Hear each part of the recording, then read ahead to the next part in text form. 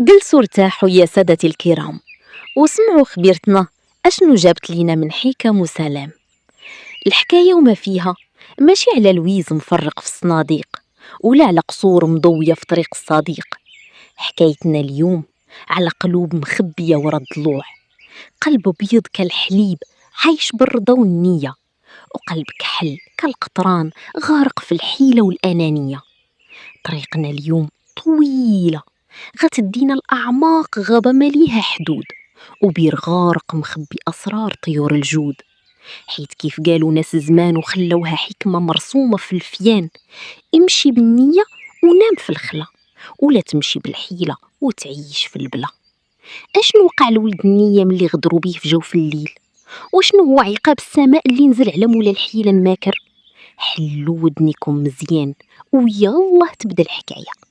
يا سادتي الكرام، كان يا ما كان في سائر العصر والأوان واحد الدوار هادئ بين الجبال كيتسمعوا فيه كاع الطبوع. تما كان عايش سعيد الراعي الملقب بولد النية، راجل قلبه بياض كالحليب، يضل في المراعي حامد وشاكر، قوتو قوت عيلتو على قد الحال، ولكن كرمه وصل لبعيد مكان.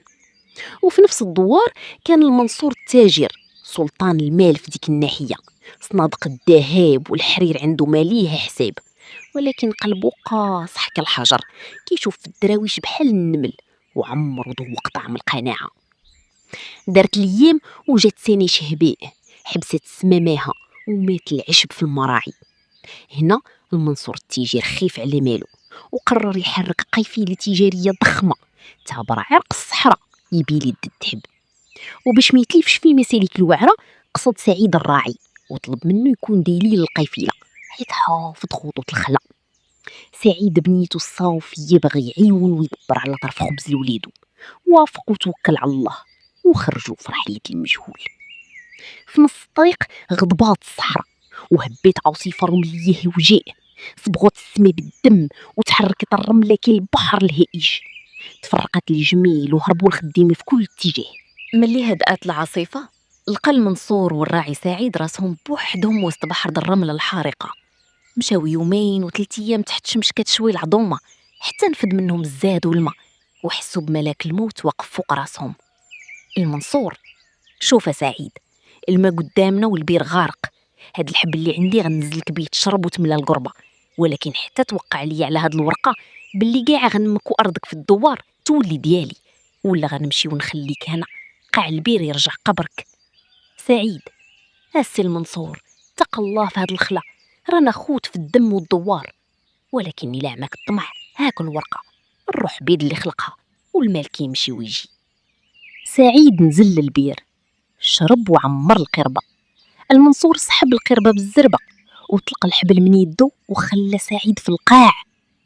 لقطة للمنصور كيركب على جمل لقاه قريب وكيهرب وهو كيضحك بخبط، بينما سعيد جالس في قاع البير المظلم.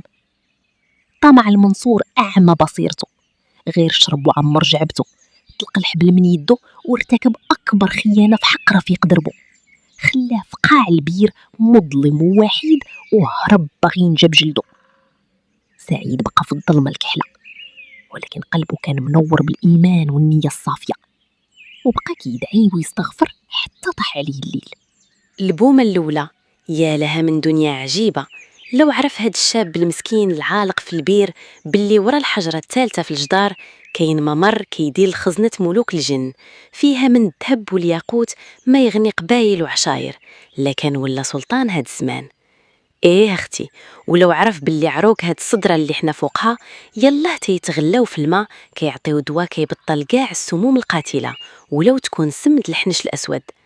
غير بان خيط الفجر دبات الحياة في سعيد، تسلق الجدار بنيته وبدا كيدفع الحجرة الثالثة كيف سمع من طيور الليل، وفجأة تفتح ليه باب السعد، ممر سري كيدي الكنز الملوك اللي عمرو ما حلم به إنس ولا جان.